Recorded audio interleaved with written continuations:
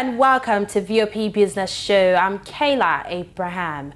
Now, purchasing power of Nigerians dropped in June 2023 as the effect of the fuel subsidy removal and rising inflation continue to gather momentum.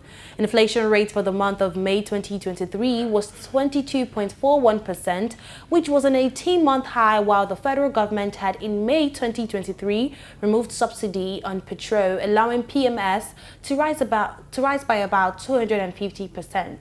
The subsidy removal from petrol had increased transportation fare and other logistics coupled with high inflation, hence increasing expenses at a time income had remained unchanged.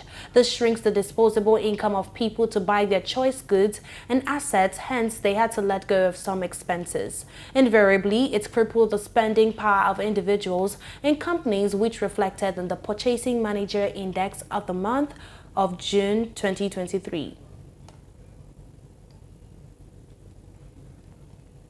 The International Center for Tax Research and Development has warned the Federal Inland Revenue Service (FIRS) to restrict from introducing of multiple taxes and value-added tax, as well as increasing the tax burden on the consumers. It stated that it would make investors to abandon the manufacturing sector, which would affect the volume of imports coming into the country. The president of ICTRD,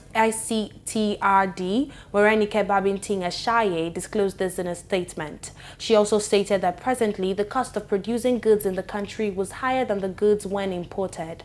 Babintin-Eshaye added that increasing VAT was not a solution, as it could lead to employees being laid off from work, thereby increasing the rate of unemployment.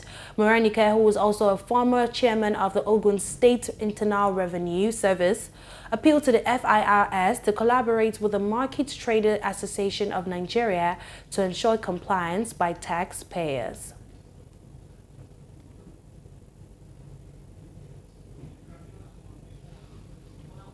The federal government has stated that the volume of petrol that was consumed across the country in the first half of 2023 is 11.26 billion liters. It was, however, observed that after the removal of subsidy on petrol, following the pronouncement by President Bola Tinubu on May 29, 2023, petrol consumption reduced by an average of about 18.5 million liters daily in June. Data obtained yesterday from the Nigerian Midstream and Downstream Petroleum Regulatory Authority in Abuja showed that between January 1 and May 28, 2023, which was the pre-deregulation period, the total amount of petrol consumed nationwide was about 9.9 billion liters. The average consumption for the 148-day period was put at 66.9 million liters, indicating the country consumed an average of 66.9 million liters of petrol daily during the 5-month period when subsidy on petrol was still in place. According to the new foreign direct investment data released by the National Bureau of Statistics, 28 states have failed to attract capital importation in the first quarter of 2023. Out of the 36 states and the Federal Capital Territory, only Lagos State, Abuja, Adamawa, Akwa Ibom, Anambra, Ekiti, Ogun, Ondo, and Niger witnessed capital inflows. Cumulative capital inflows totaled $1.13 billion. Lagos $704 million attracted the most capital in the period under review, followed by Abuja at $410.27 million and Akwa Ibom $5.21 million, and the likes. The NBS disclosed that there was a 28% decrease in total capital importation when compared to the first quarter of 2022. It was also disclosed that the largest capital importation during the period was received from portfolio investment, which accounted for 57.32%, which is $649.28 million of total capital imported in the first quarter of 2023. This was followed by other investments with 38.31%, which is $435.76 million, and foreign direct investment with 4.20%, which is $47.60 million.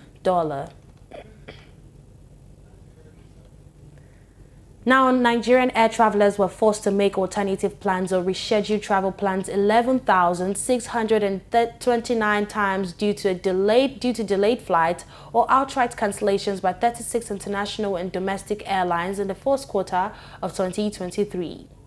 According to a report from the Nigeria Civil Aviation Authority tagged Executive Summary on International and Domestic Flight Operations, a total of 11,321, which is over 53% flight delays, were recorded out of 21,295 flights, while 308 flights were cancelled outrightly.